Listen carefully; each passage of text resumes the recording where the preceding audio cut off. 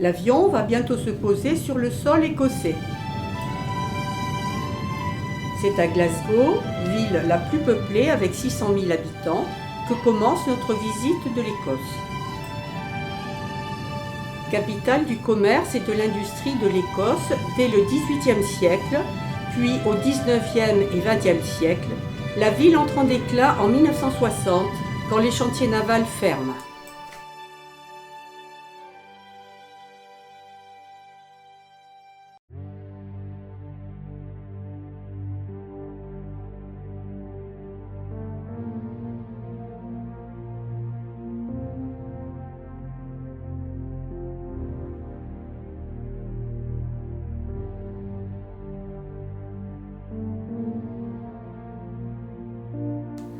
Située entre l'hôpital royal de la fin du XVIIIe siècle et la nécropole, s'élève la cathédrale Saint-Mungo.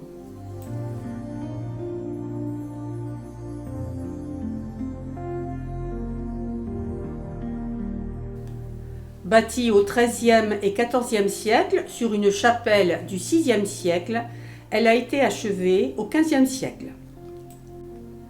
Elle a échappé à la destruction pendant la Réforme en adoptant le culte protestant. La cathédrale est bâtie sur 2 niveaux. La crypte abrite la tombe de Saint Mungo.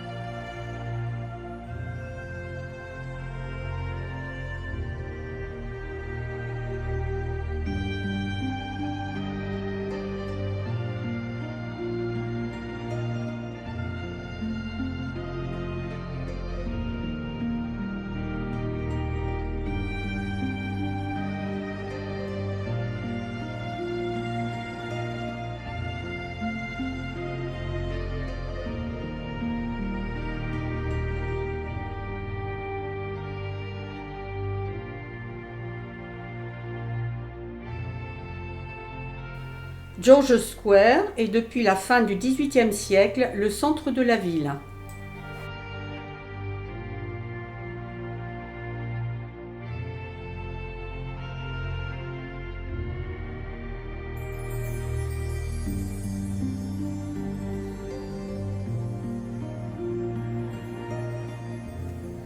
Glasgow a trouvé un nouvel essor et c'est à présent une ville entièrement rénovée, moderne et dynamique, tournée vers les services et le tourisme.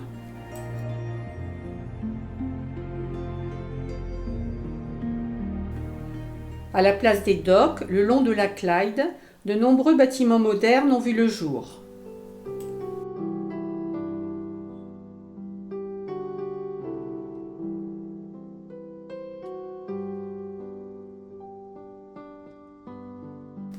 Le Clyde Arc, aussi appelé le pont Beagle, enjambe la Clyde.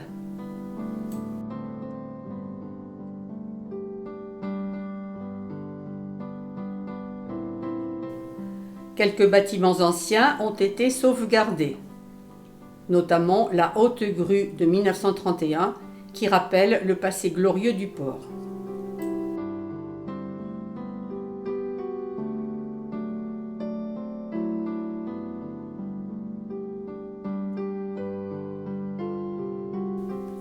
L'original Clyde Auditorium date de 1997. Tout à côté, une grande salle de concert a été ouverte en 2013. La ville traversée, Nous longeons à présent des terrains de boulingrin.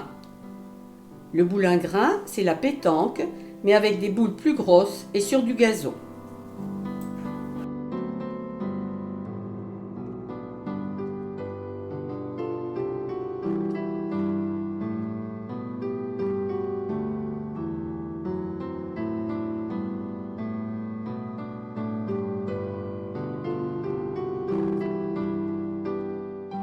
Puis nous arrivons au secteur de Kelvingrove.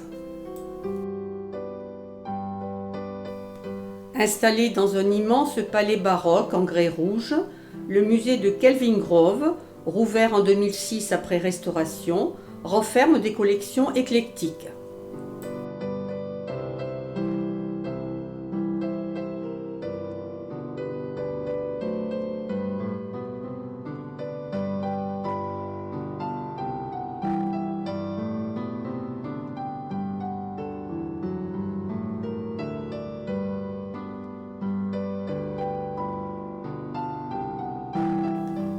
Il est situé au cœur d'un parc immense. De là, on a des vues superbes sur les deux édifices qui se font face, le musée de Kelvingrove et l'université de Glasgow.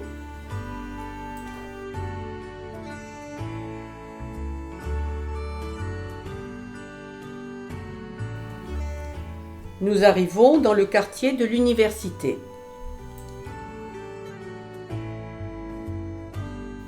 L'université de Glasgow, fondée dès le XVe siècle, dépend d'abord de l'église. Elle est installée depuis 1870 sur l'emplacement actuel.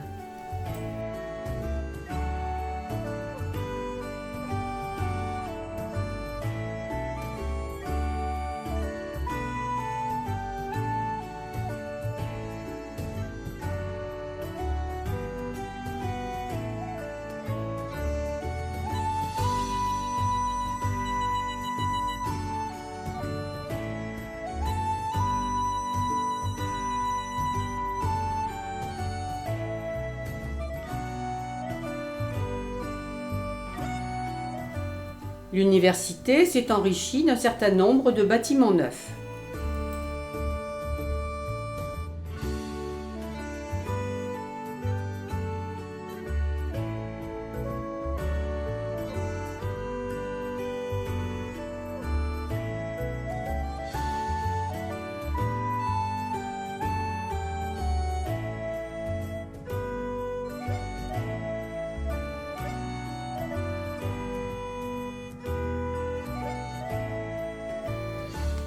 Nous quittons à présent Glasgow et les Lowlands pour aller plus au nord vers les Highlands.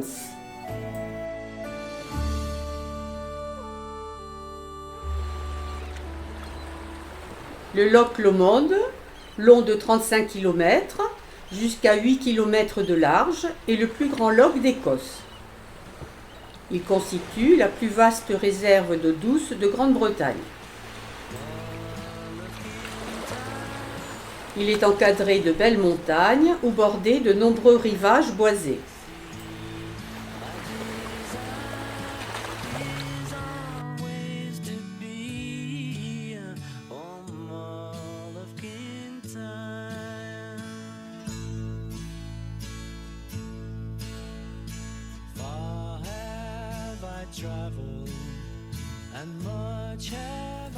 Nous longeons un autre loch, puis la route traverse Argyll Forest Park.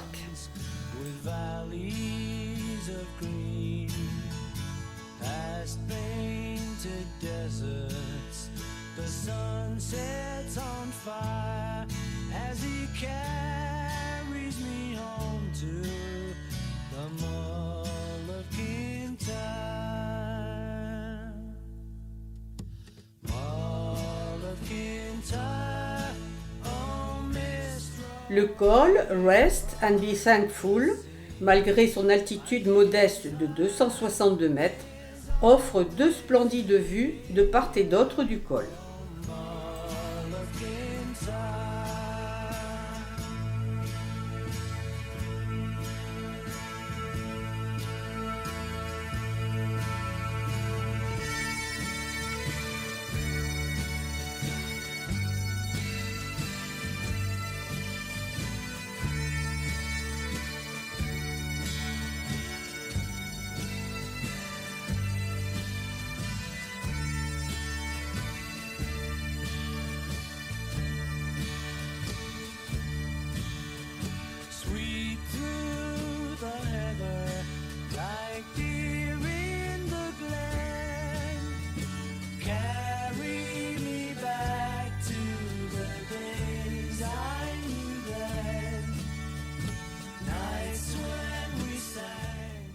Sur les rives du Loch Fyne, le château d'Inverary du XVIIIe siècle, hérissé de tourelles, appartient au clan Campbell.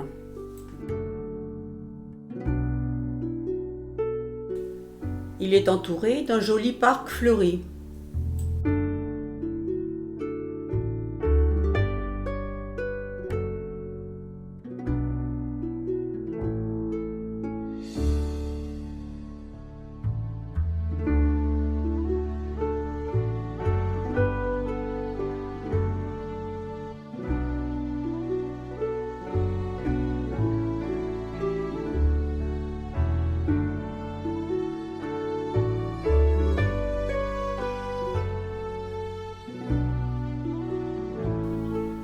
La ville d'Inverary possède un agréable front de mer.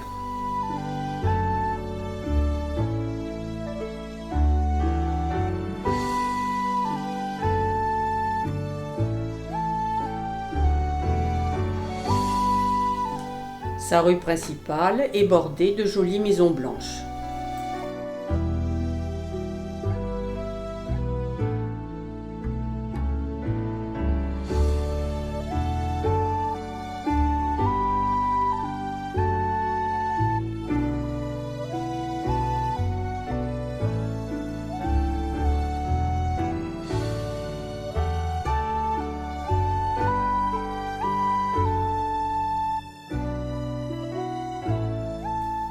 Nous longeons à présent le très long Loch Awe.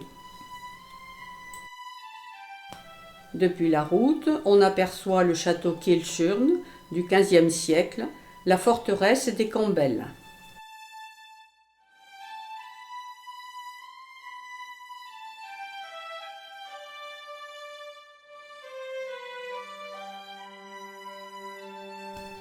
Nous arrivons à Oban.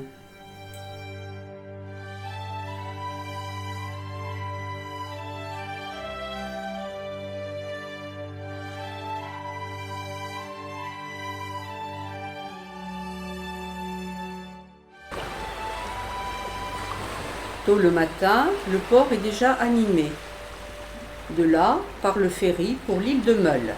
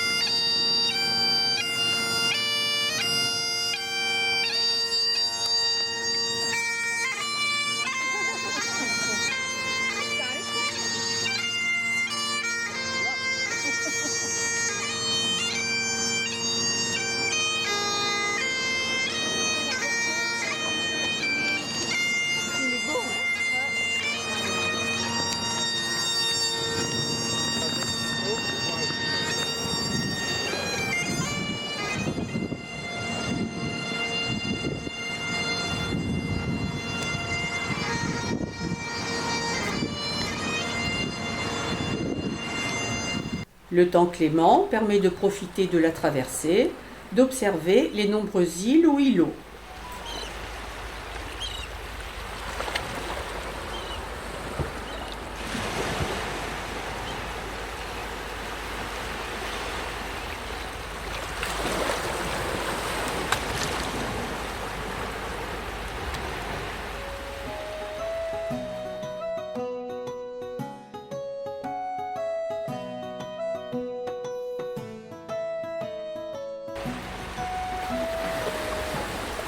Le Dwarf Castle, propriété du camp MacLean, est perché sur un promontoire.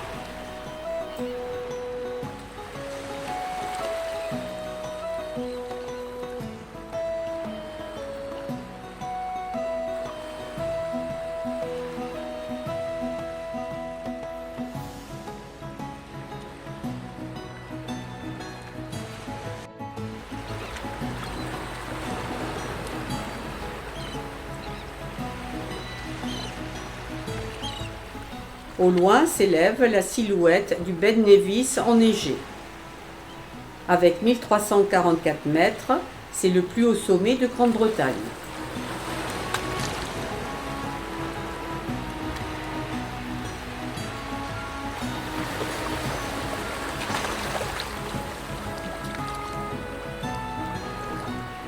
Meule s'apprécie surtout pour ses paysages, landes sauvages, sommets rocailleux et plages.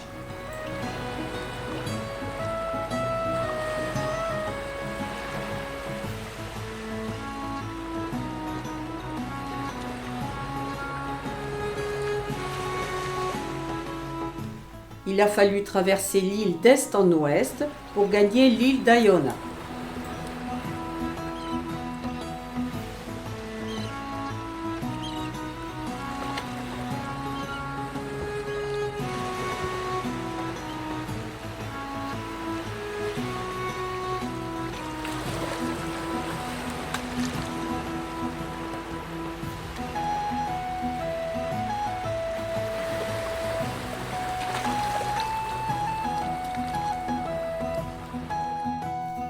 Une abbaye du XIIIe siècle, restaurée, s'élève à l'endroit où le missionnaire irlandais Saint Colomba a commencé en 563 l'évangélisation de l'île.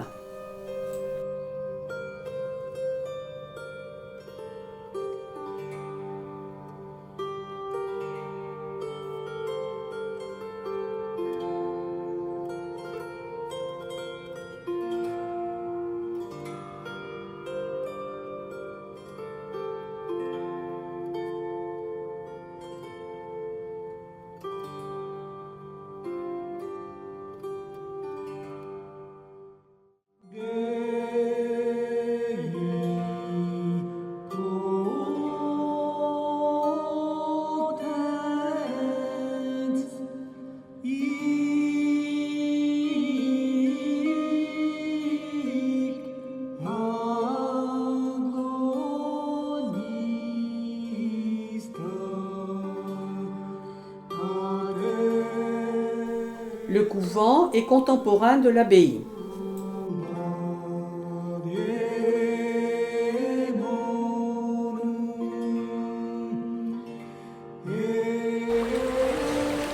Mais à Aiona se trouvent aussi de belles criques et de belles plages de sable fin.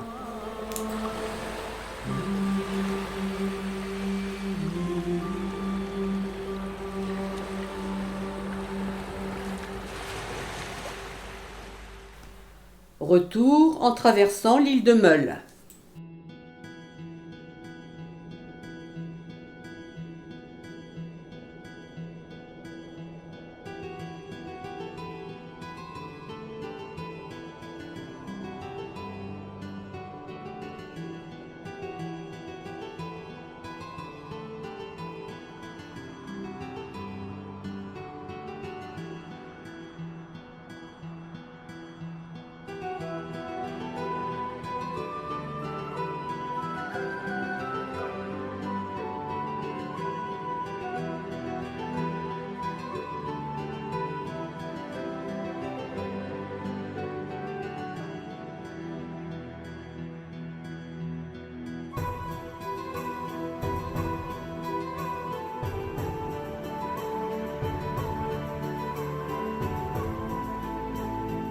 Départ vers le nord en longeant le Loch Etive.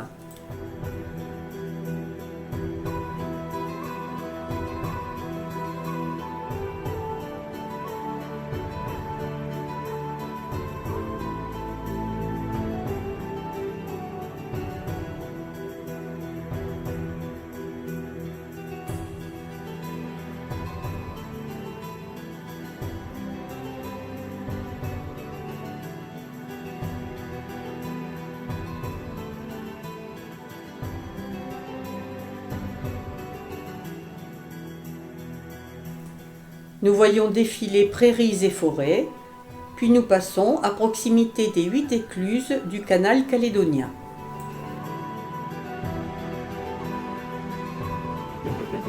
À Glenfinnan, le viaduc de 1901 avec ses 21 arches enjambe la vallée. Si on a de la chance, on peut y voir passer un petit train touristique tiré par une locomotive à vapeur. Il rallie Fort William à Mallaig depuis 70 ans.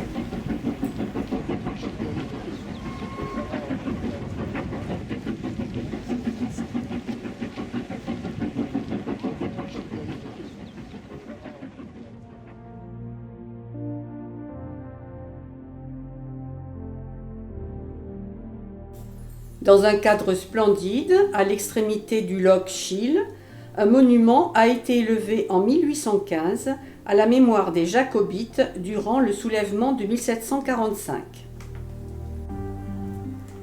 Les Jacobites étaient des catholiques. Ils ont tenté, sans succès, de permettre au prince Charles-Édouard Stuart de récupérer la couronne d'Écosse et le trône confisqué par les Anglais.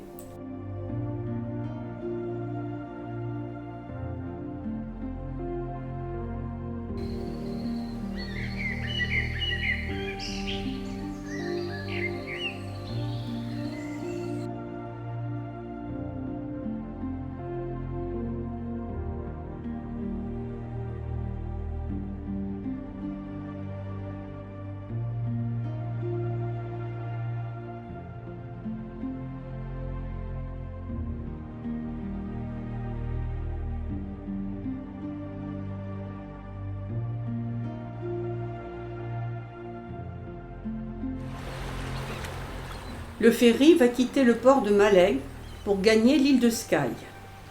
Hélas, le temps pluvieux et venté ne permettra pas de voyager sur le pont pour profiter des extérieurs.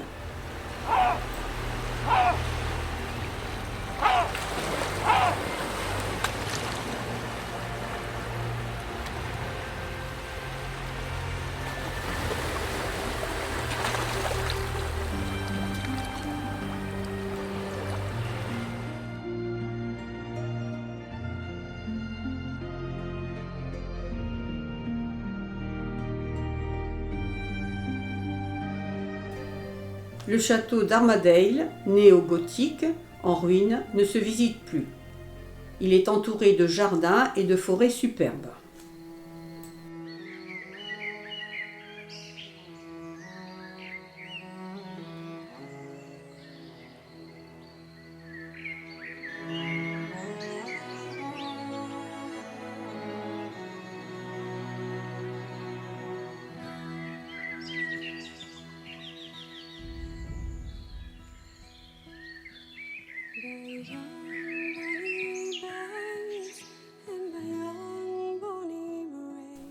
Depuis le parc, on peut admirer de larges panoramas sur la baie.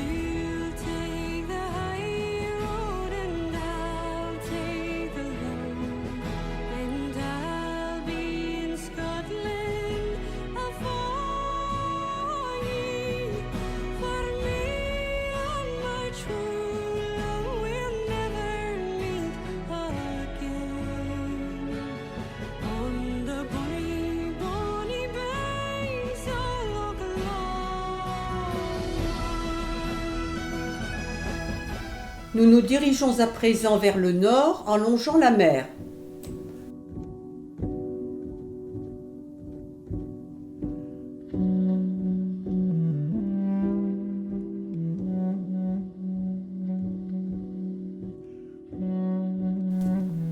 Le paysage a changé. La région verte et fertile du sud de l'île a laissé la place à des paysages spectaculaires et variés, plus montagneux, plus tourmentés, même si les sommets n'excèdent pas 1000 mètres.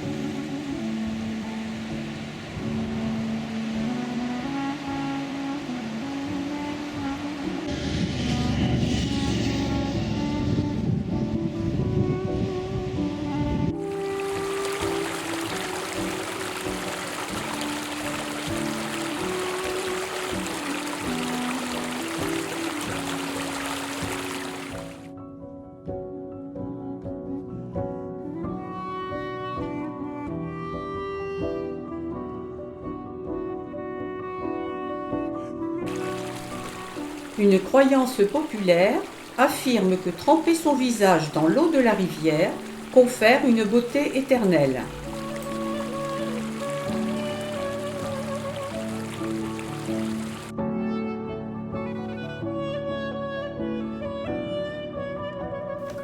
Ces belles fleurs blanches sont des linégrettes.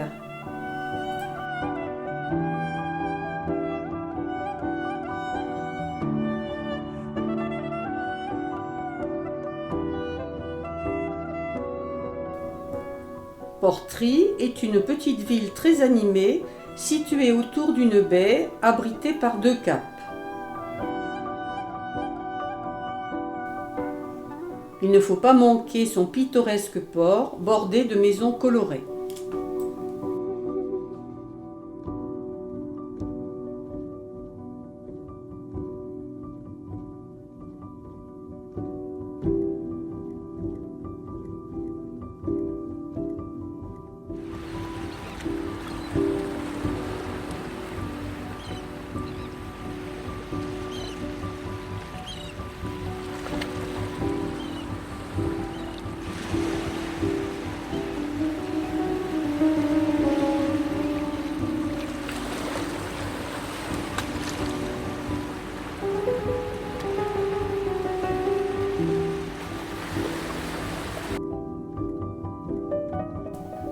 Les Écossais ne mangent pas de pain.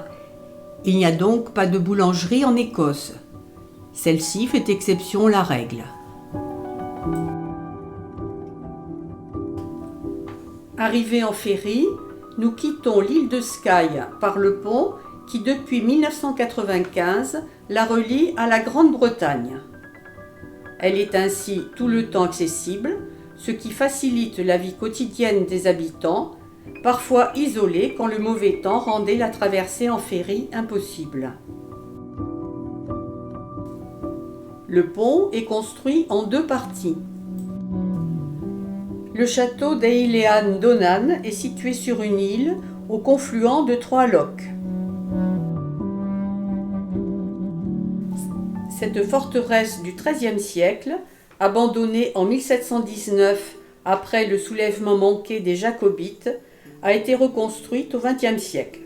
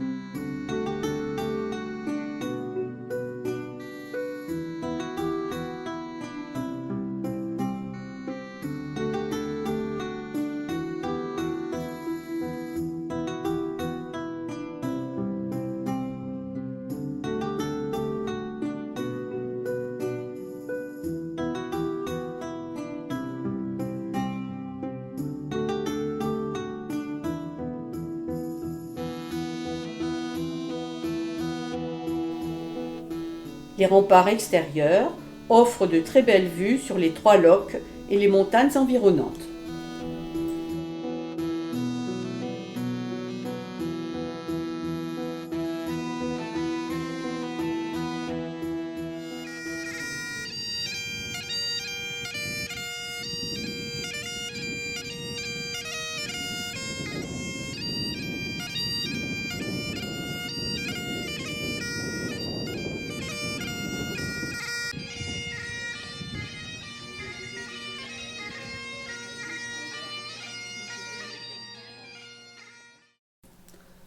Ploughton est un ravissant village entouré de montagnes qui s'étire le long des rives du loch Carron. Ce loch se jette dans la mer.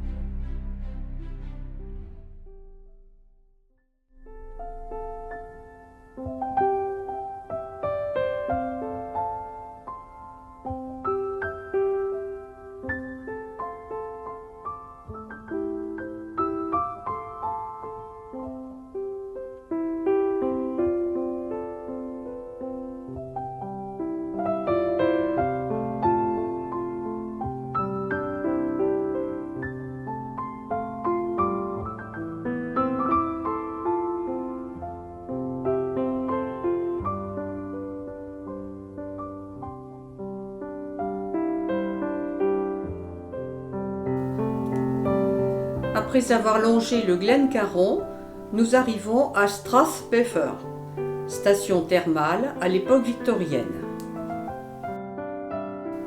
Cette localité, située dans une vallée luxuriante, possède encore villas et hôtels opulents dans un cadre très fleuri.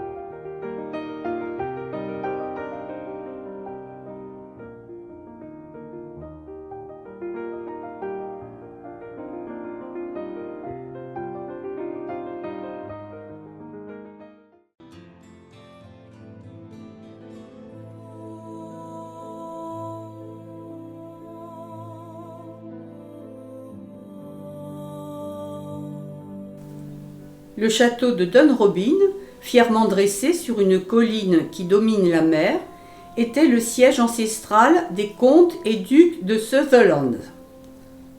Commencé au XIVe siècle, il a bénéficié de nombreux ajouts au XIXe et XXe siècle. Il figure parmi les demeures les plus habitées d'Écosse.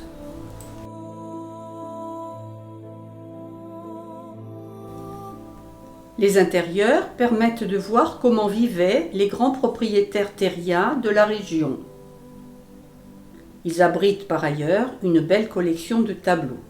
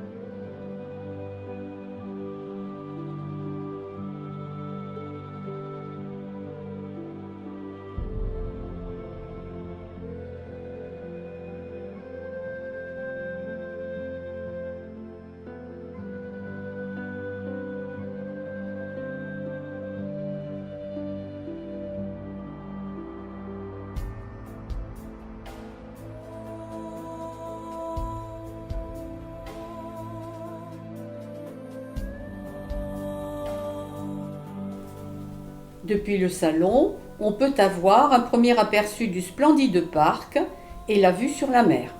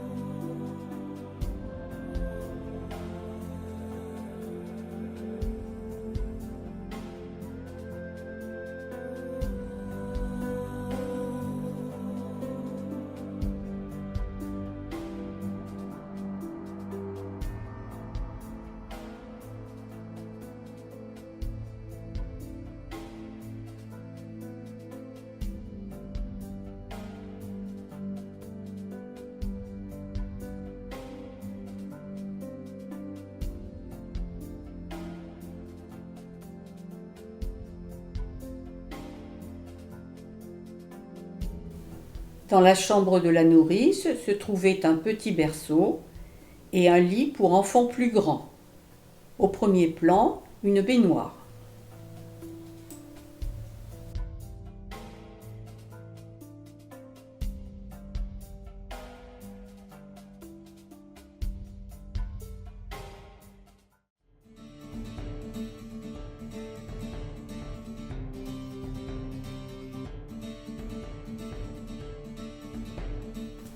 Depuis la terrasse, on jouit d'une vue d'ensemble sur d'élégants jardins à la française.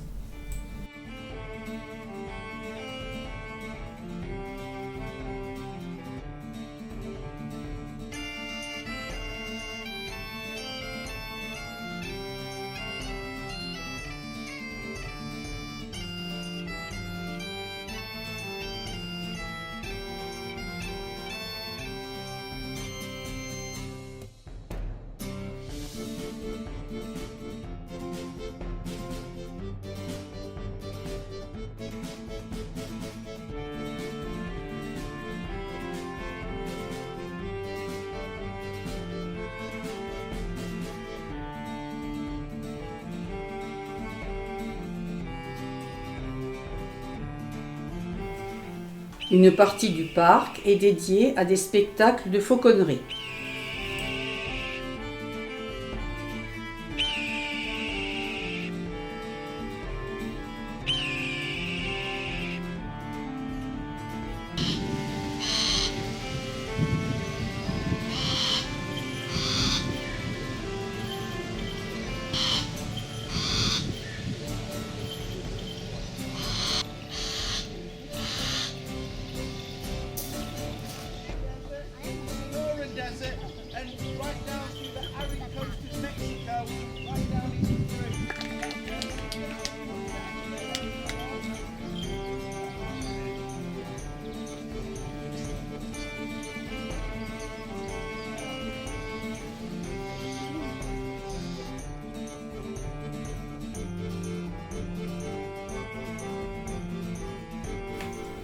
Un peu plus au nord, le village de Dornoch, sur la mer du Nord, réputé pour ses terrains de golf et ses longues plages de sable, est un agréable village au charme tranquille. Au centre se dresse la cathédrale, un superbe édifice du XIIIe siècle.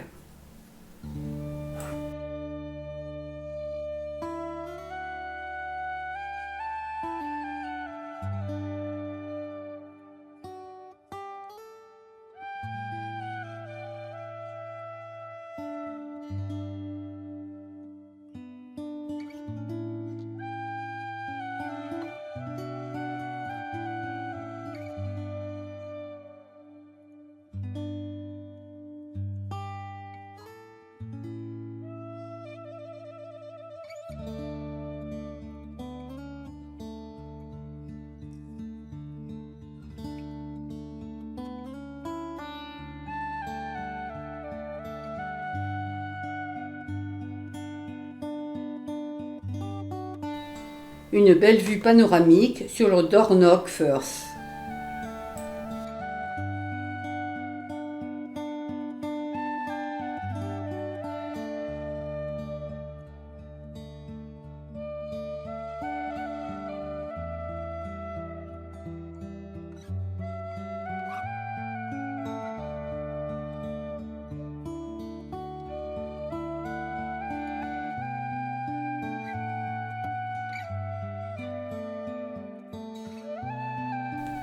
Les paysages traversés permettent de voir les lieux de déforestation suivis de reboisement avec des épinettes de Sitka.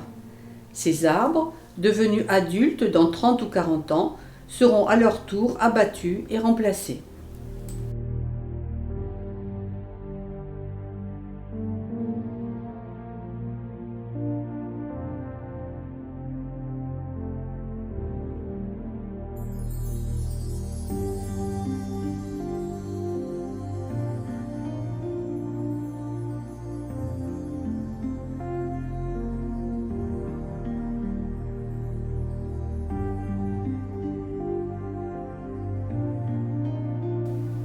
Les chutes de Roji sont une série de petites cascades sur la rivière Blackwater.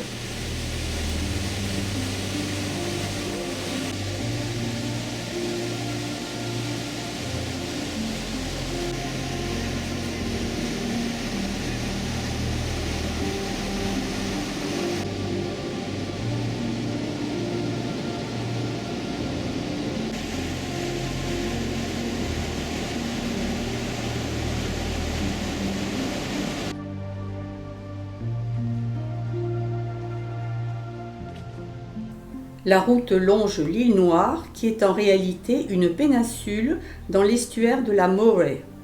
On y aperçoit de nombreuses zones de culture.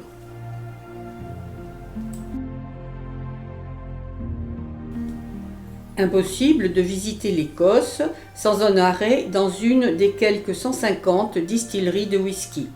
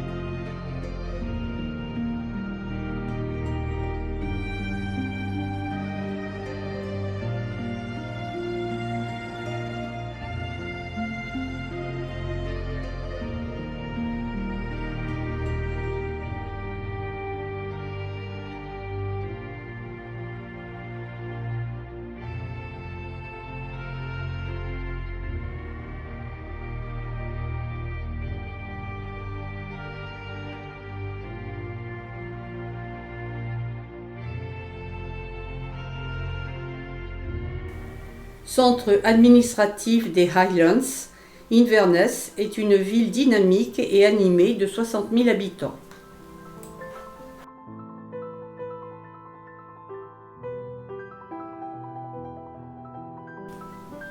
Le château, un édifice victorien de grès rouge, aujourd'hui tribunal, domine la ville.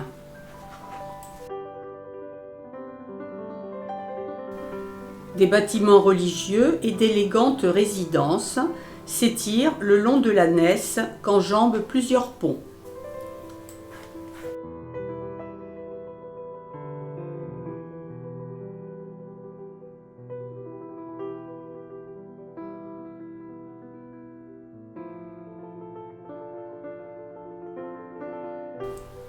Au-delà de ce pont se trouve la zone commerçante piétonnière de la ville.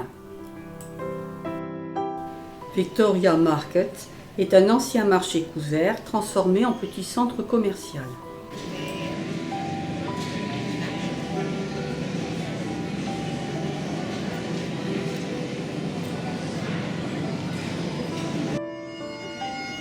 L'hôtel de ville, bâti en style gothique, date de 1878.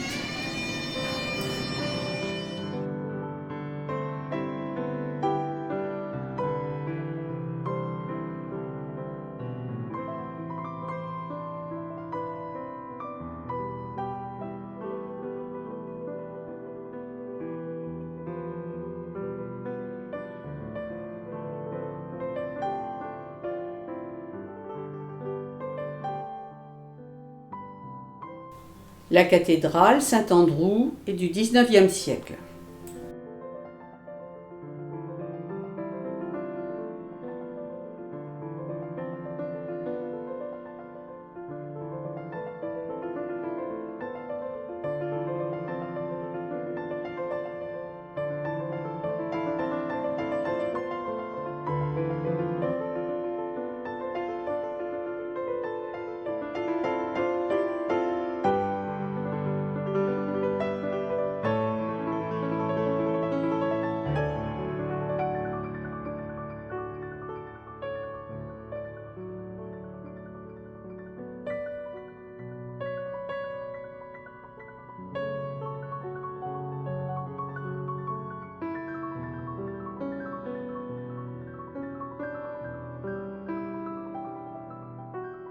Nous quittons Inverness en franchissant le canal calédonien, long de 96 km, construit entre 1803 et 1822 pour que les bateaux relient la mer du Nord à l'océan Atlantique en traversant 4 lochs.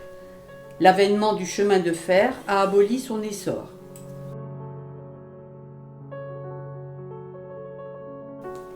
Les vaches d'Écosse, de bodes débroussailleuses, se reconnaissent à leurs hautes cornes et leurs yeux masqués par de longs poils.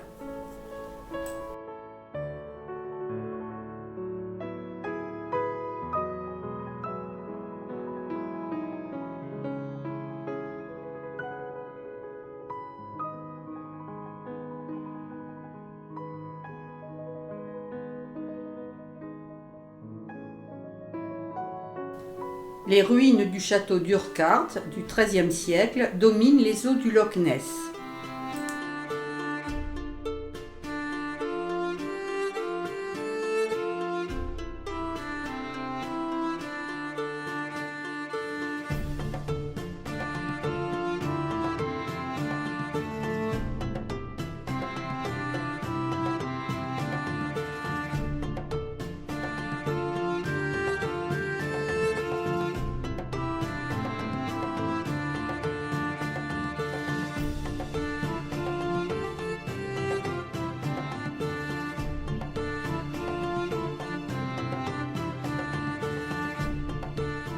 Le Loch Ness, le plus célèbre loch d'Écosse, est long de 37 km.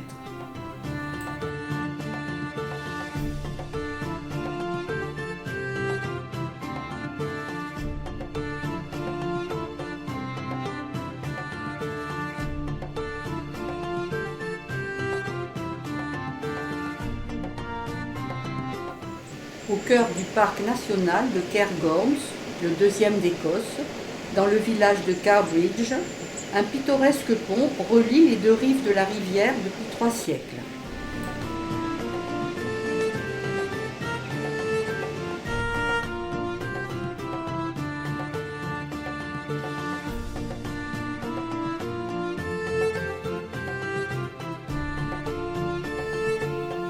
À Newtonmore, on peut visiter le musée folklorique en plein air des Highlands. Il permet de découvrir le savoir-faire et la technique de construction des Highlands du XVIIIe siècle à la première moitié du XXe siècle. Un village du XVIIIe siècle a été reconstitué avec ferme et activité.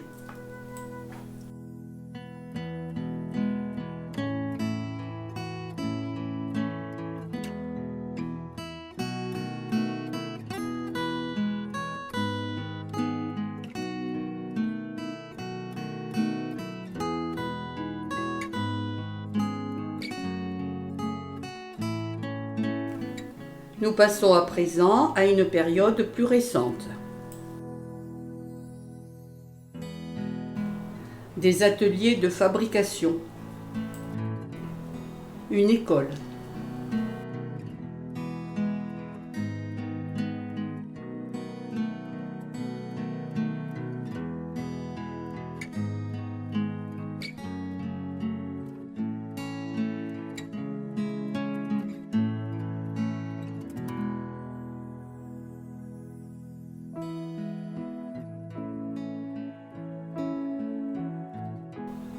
Un enclos pour les bêtes.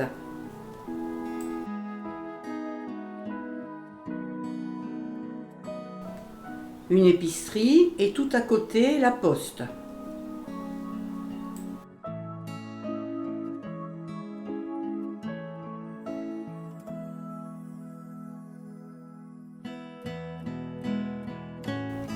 Un engin agricole. La gare avec à l'arrière la voie de chemin de fer.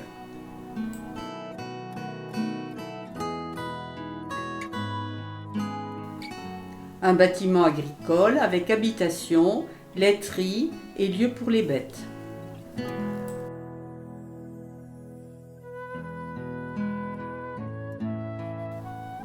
Un fumoir.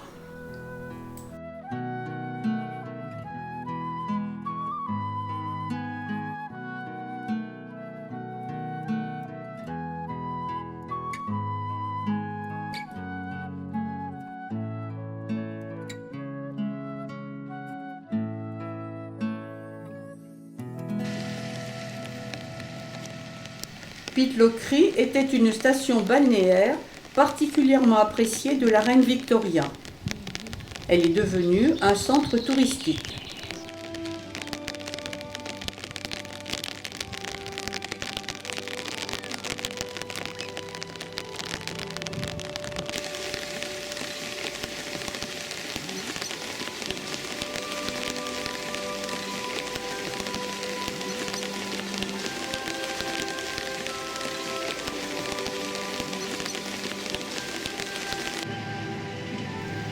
La ville s'étend le long d'une rue principale, bordée de toutes sortes de constructions destinées aux touristes.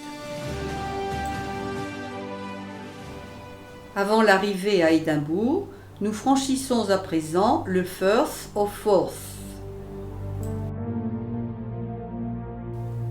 3 ponts offrent un témoignage de l'évolution des techniques de construction.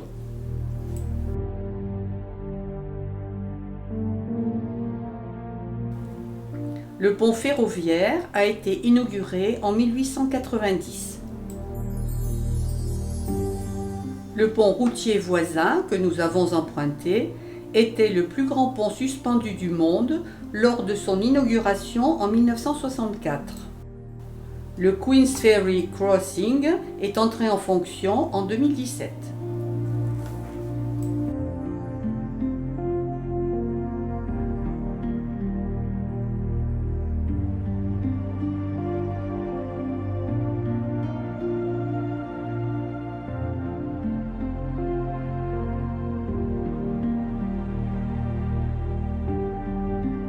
Capitale de l'Écosse, Édimbourg est située sur un ensemble de collines volcaniques. La vieille ville, datant du Moyen Âge, perchée sur un piton rocheux, a conservé son caractère médiéval. Le château, au sommet d'un volcan éteint, domine Édimbourg. La ville s'est développée le long du Royal Mile sur près de 2 km, depuis le château jusqu'au palais royal de Holyrood House.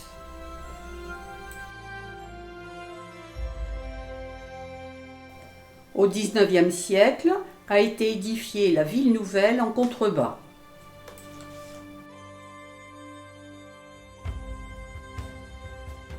Donnant sur la grande artère du Royal Mile, s'ouvrent de nombreuses ruelles étroites qui s'enfoncent dans les bâtiments appelés closes.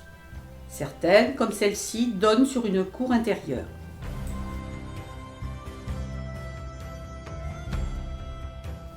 Le consulat général de France est tout près de la cathédrale.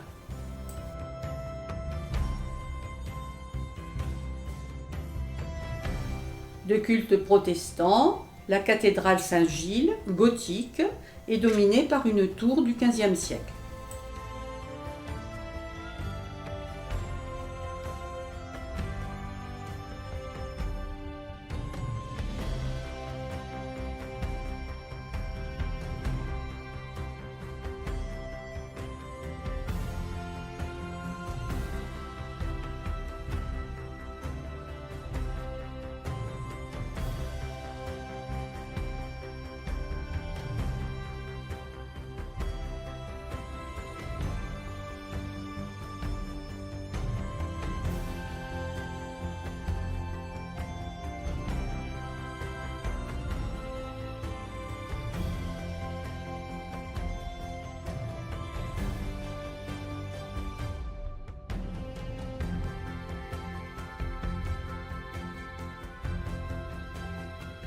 La licorne, l'animal emblématique de l'Écosse, représente le côté indépendant, fort et indomptable du peuple écossais face à son voisin.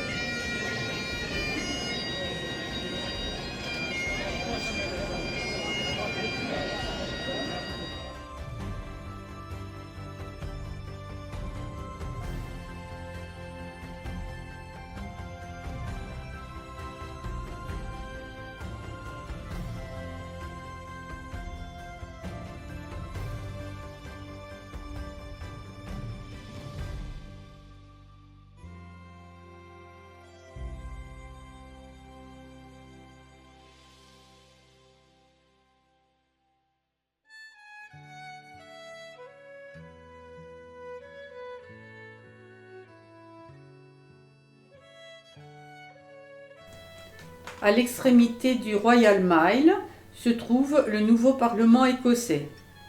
L'architecture de cette construction ultramoderne, inaugurée en 2004, est souvent controversée.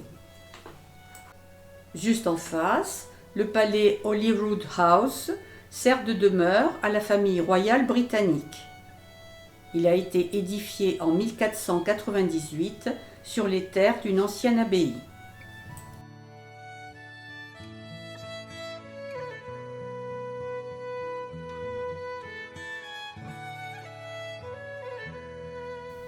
Nous nous dirigeons à présent vers la colline de Calton Hill, en passant devant le siège du gouvernement écossais.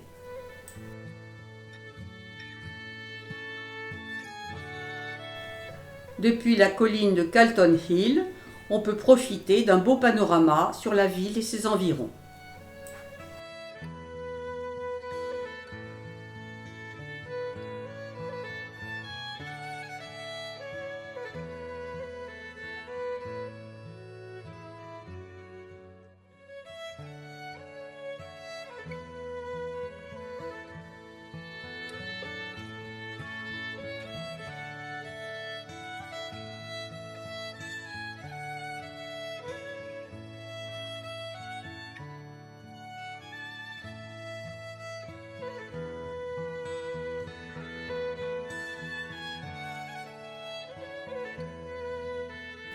Retour à proximité du château.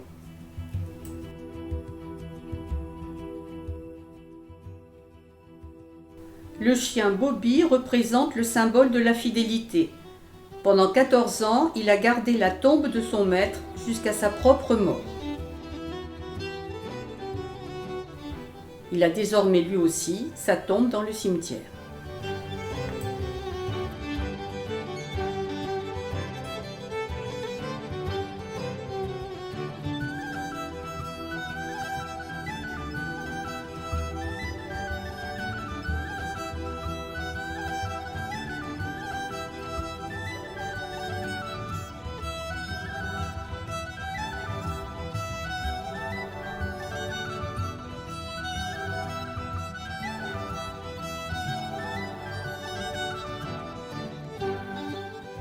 Au pied du château, la place de Grassmarket était autrefois lieu de marché et de pendaison publique. De là part Victoria Street, bordée de maisons qui abritent boutiques et restaurants peints de couleurs vives.